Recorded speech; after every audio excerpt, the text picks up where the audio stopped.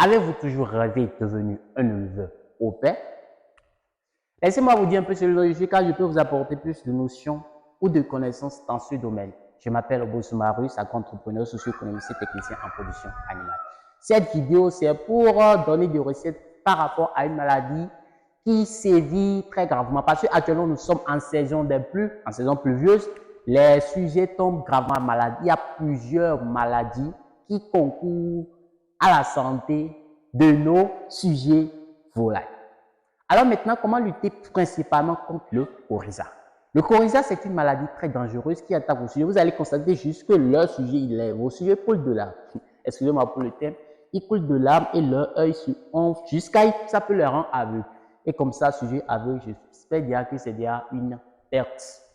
Genre, vos sujets deviennent aveugles. Et là, il ne peut plus manger, boire de l'eau. Donc, c'est la mort finalement.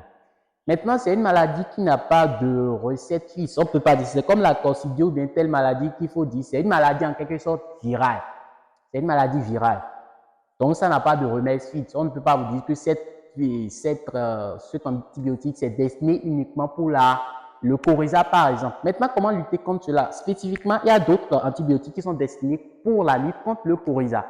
Exemple, vous avez par exemple Tylodos. Tylodos, ce médicament est prescrit pour le coryza. Tylodos, il suffit de voir comment les agencer ça et donner de Tylodos. Ce n'est pas quand vos sujets seront malades que vous avez tenté de leur donner des médicaments. Donnez-les en avance juste pour habituer leur organisme pour pouvoir lutter contre cela. Parce qu'une fois que vous les avez donné ça en avance, leur organisme va réagir et ça va déclencher une réaction immunité à médiation humorale pour pouvoir lutter contre cette maladie.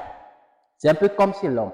Alors, si vous essayez de leur donner de la Tylodos pour lutter contre cela, autre aussi peut-être l'ortie mélangée avec tout ça. Mais autre encore, il y a plusieurs luttes biologiques qui sont associées en utilisant cela. Peut-être ça peut essayer de lutter contre le coryza. Nous avons aussi les feuilles du basilic. Vous traitez l'eau du basilic et vous les mettez dans l'œil. Ça peut lutter contre cela. Vous essayez aussi peut-être les feuilles du Nîmes avec citron, feuilles du Nîmes, citron, gingembre. Vous écrasez ça et vous les donnez à boire sur 5 ou bien 3 jours.